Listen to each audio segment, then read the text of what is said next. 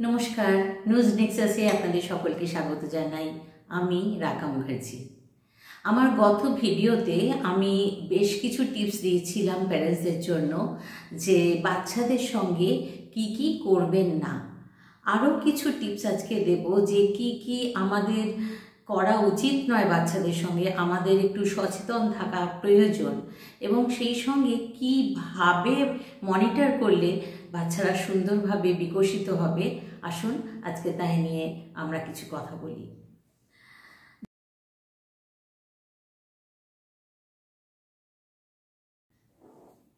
সব সময় খেয়াল রাখবেন, আপনার যদি 2 বা 3 জন বাচ্চা থাকে, মানে একাধিক সন্তান যদি আপনার থাকে, তাহলে অনেক সময় দেখা যায় যে বড়কে দেখিয়ে আমরা ছোটকে বলছি দাদার মতো হতে পারো না বা দিদির মতো হতে পারো না। হয়তো কোনো কারণে আপনার বড় সন্তান সে খুব সাকসেসফুল, সে খুব ক্যারিয়ারিস্টিক হয়েছে এবং সত্যিকারের তুলনা করার মতো একজন হয়েছে, কিন্তু আমরা যে মুহূর্তে ছোট সন্তানকে বলছি যে তোমার দাদার মতো হতে পারো না, তুমি দাদার মতো চাকরি পেতে পারো না, দাদার মতো ক্যারিয়ার করতে পারো না, দাদার মতো পড়াশুনো করতে পারো না, এই বারবার বলতে বলতে ছোট সন্তানের মধ্যে কিন্তু একটা হীনমন্যতা তৈরি হয়, এবং অজান্তেই তার সঙ্গে তার দাদা বা দিদি যার সঙ্গে তুলনা করা হচ্ছে ক্রমশ, অজান্তেই কোথায় একটা যেন দূরত্বর সৃষ্টি হয়। সে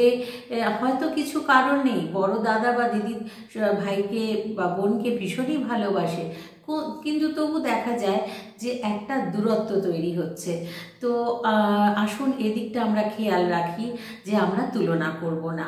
আগেই বলেছি আমার ভিডিওতে, শুধু দাদা দিদি কেন, কোনো বন্ধু বান্ধব কারোর সঙ্গে বা প্রতিবেশী কারোর সঙ্গেই কিন্তু আমরা সন্তানদের তুলনা করব না।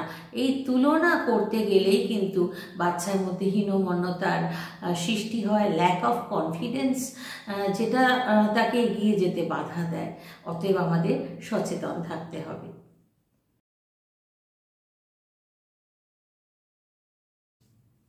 আমাদের দ্বিতীয় পয়েন্টে আজকে আমরা যেটা বলি, যে অনেক সময় রাগের চোটে আমরা বাচ্চাদের বলি তোমার জীবন, তোমার জন্য আমার জীবন একদম বিধ্বস্ত হয়ে যাচ্ছে, তোমার জন্য আমার মাথা খারাপ হয়ে যাচ্ছে, তোমার জন্য আমার মুখ তুলে দাঁড়াবার জায়গা নেই। সে হয়তো অন্যায় করেছে, সেটাকে অস্বীকার করছি না, কিন্তু যখনই আমি তাকে অ্যাকিউজ করছি আমার ডিপ্রেশন, আমার ফ্রাস্ট্রেশনের জন্য, সেখানে দেখতে হবে আপনার সন্তানের কিন্তু সেই জায়গাটা কিছু করার নেই। হ্যাঁ, তাকে বোঝাতে হবে, কিন্তু পজিটিভ ওয়েতে বোঝাতে হবে। তার জন্য আপনার মানসিকভাবে কোনো বিপর্যস্ত আপনি হচ্ছেন, তাকে যদি সর্বক্ষণ কারণ দর্শান, তাহলে কিন্তু একসময় সে নিজে ল্যাক অফ কনফিডেন্সে ভুগবে, এবং সে সত্যি সত্যি ভাবতে শুরু করবে, ও আমি বুঝি যোগ্য নই, আমার জন্যই বাবার বা মায়ের এই রকম অবস্থা হচ্ছে। সব সময় তার দোষ থাকলেও সেটাকে পজিটিভভাবে সুপারভিশন করুন, কিন্তু তাকে সব সময় দোষী সাব্যস্ত করবেন না। কিভাবে তাকে ডিল করবেন আমি সে কথায় পরে আসছি।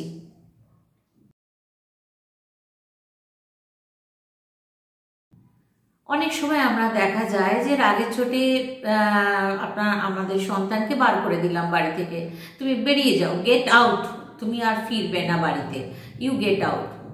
কখনো কখনো প্রথম দিকে বাচ্চারা যেতে পারে না, কারণ বাইরের জগৎটা তো ভীষণভাবে ইনসিকিওর, কোথায় যাবে তারা।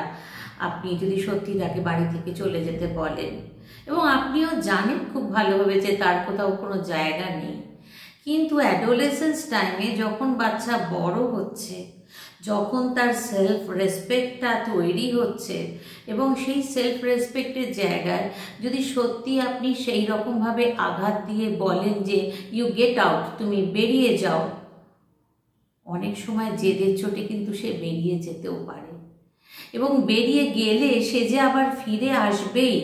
আপনি হয়তো জানেন যে কোথায় যাবে, ফেরার কোনো জায়গা নেই, এখানেই ফিরতে হবে, কিন্তু বলা যায় না সে যে কোনো রকম অঘটন কিছু ঘটাবে না বা কোনো অসংযত সঙ্গে পড়বে না, সেটা কিন্তু কোনো নিশ্চয়তা নেই। এই যে সেলফ রেসপেক্টের জায়গাটাতে যদি আমরা ধাক্কা দিই, সে যে কি করতে পারে, অনেক কিছুই সে করতে পারে। অতএব সচেতন থাকুন আপনার মুখের ভাষায়, মুখের কথায়।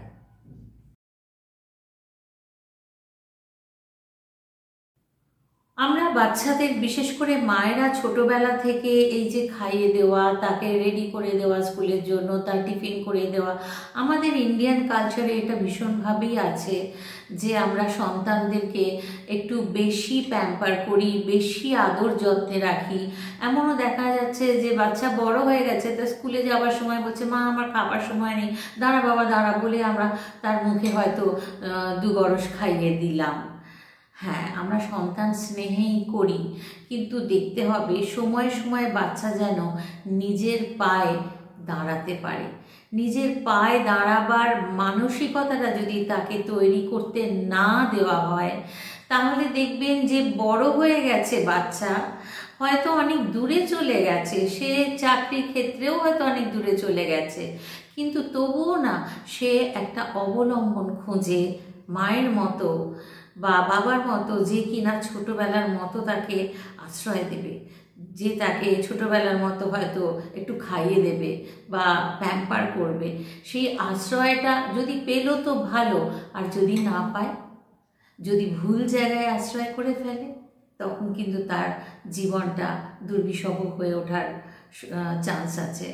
অতএব খেয়াল রাখুন যে ভালোবাসা নিশ্চয়ই আমরা দেখাবো, কিন্তু সব সময় তাদের জন্য করে দিয়ে নয়, তাদের কাজ তাদেরকে দিয়েই করতে শেখান। আমাকে ছাড়া তোমার কোনো গতি নেই, এই ব্যাপারটা যেন প্রকাশে না আসে, এবং এটা যেন সত্যি না হয়। আজকে আমিও তো থাকবো না, কোনো না কোনো একদিন তো চলে যেতেই হবে, তখন আমাদের ছাড়া যাতে ওরা বড় হতে পারে, বাঁচতে পারে, সেই জন্য তাদের নিজের পায়ে দাঁড় করানো, তাদের নিজেদের কাজগুলো, নিজেদের টিফিনটা নিজের, ঠিক আছে খাবারগুলো আছে, তোমার টিফিনটা তুমি গুছিয়ে নাও, তোমার ব্যাগটা তুমি বইগুলো রুটিন দেখে গুছিয়ে নাও, এগুলো কিন্তু ছোটোবেলা থেকেই তৈরি করা যায়। খাবার পরে প্লেটটা নামিয়ে রাখো সিঙ্কে, এইটুকু কাজগুলো কিন্তু নিজে থেকে করা এবং শেখা, সেটা বাচ্চাকে সেলফ ডিপেন্ডেন্ট তৈরি করতে সাহায্য করবে। খেয়াল রাখুন।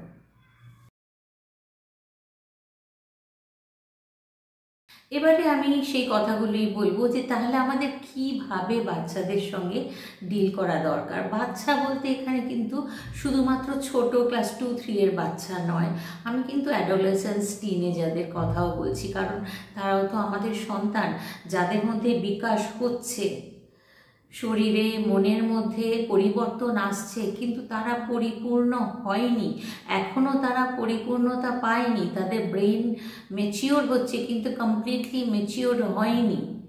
এই সময়টা কিন্তু খুব খুব সেন্সিটিভ। এই সময়টা কিভাবে তাদের সঙ্গে আচরণ করবেন, এটা কিন্তু নির্ভর করে, তার উপর নির্ভর করে থাকে যে সে কীরকমভাবে একজন মানুষ, পূর্ণ সচেতন মানুষ হয়ে গড়ে উঠবে। দেখতে হবে যে তার সেলফ এস্টিম এবং কনফিডেন্সটা যাতে তৈরি হয়, তার শরীরের সঙ্গে মনের সঙ্গে এই যে পরিবর্তন, সেটাকে রেসপেক্ট করতে শেখাতে হবে। সেই জায়গাটায় তার জন্য তার যেন কোনো রকম লজ্জার ব্যাপার না আসে, তাকে বোঝাতে হবে সবটাই তো স্বাভাবিক, এবং আপনাকে হতে হবে ফ্রেন্ডলি, বন্ধুর মতো আলোচনা করে তাকে সমস্তটা বোঝান যে তার শরীরের যে পরিবর্তন আসছে, মনের যে পরিবর্তন আসছে, সেখানে লজ্জা পাওয়ার কোনো স্থান নেই, সবটাই কিন্তু স্বাভাবিক, সবটাই কিন্তু অ্যাকসেপ্ট করার মতো।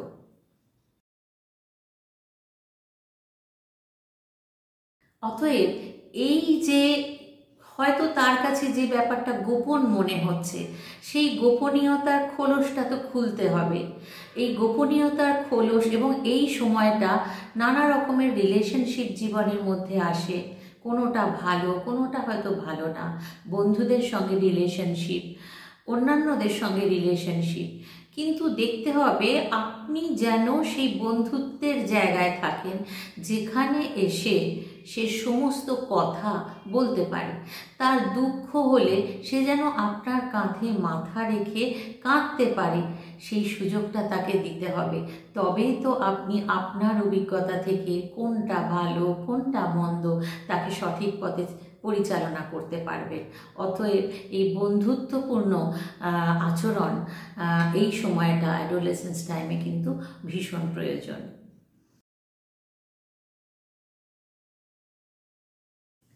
সবসময় খেয়াল রাখতে হবে যে মানসিক স্বাস্থ্য, মেন্টাল হেলথ এবং ইমোশনাল ওয়েলবিং, আবেগপ্রবণতা, এইটা যেন খুব ভালোভাবে মেনটেন হয়।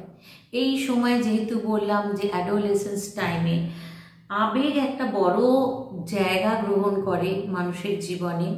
ছোটোবেলা থেকে দেখে আসা অনেক কিছু পরিবর্তন হয়, ছোটোবেলা থেকে অনেক কিছুর অভিজ্ঞতা মাথার মধ্যে, ব্রেনের মধ্যে কিছু কিছু স্থায়ী জায়গা করে নেয়।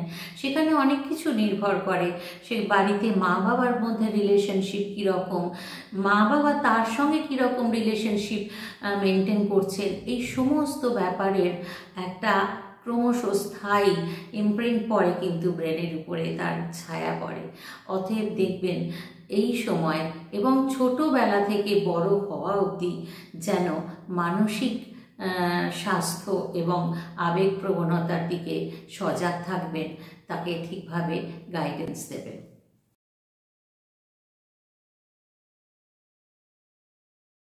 আজকের দিনে যেটা ভীষণ রকমের প্রয়োজনীয় বিষয় সেটা হচ্ছে অনলাইন সেফটি এবং ডিজিটাল রেসপন্সিবিলিটি। অনলাইন সেফটিটা দেখতে হবে। এই সময়ে হোয়াটসঅ্যাপ বলুন, ফেসবুক, ইনস্টাগ্রাম, অপরিচিত মানুষজন ভর্তি। বন্ধুত্ব আর এখন চেনা মণ্ডলীর মধ্যে নেই, কিন্তু নরম মন সন্তানের, তারা তো খুব সহজে বিশ্বাস করে ফেলবে। অতএব কিভাবে গাইড করবেন তাদের, তার জন্য দেখতে থাকুন আমার পরের ভিডিওগুলো। আপনাদের কাছে আরও কিছু টিপস নিয়ে আসব, যেটা দেখে আপনারা নিজেরাও সজাগ হতে পারবেন এবং অবশ্যই কোনো প্রয়োজন হলে আমার সঙ্গে যোগাযোগ করবেন। ভালো থাকুন, ভালোভাবে এগিয়ে নিয়ে যান আপনার সন্তানদের। নমস্কার।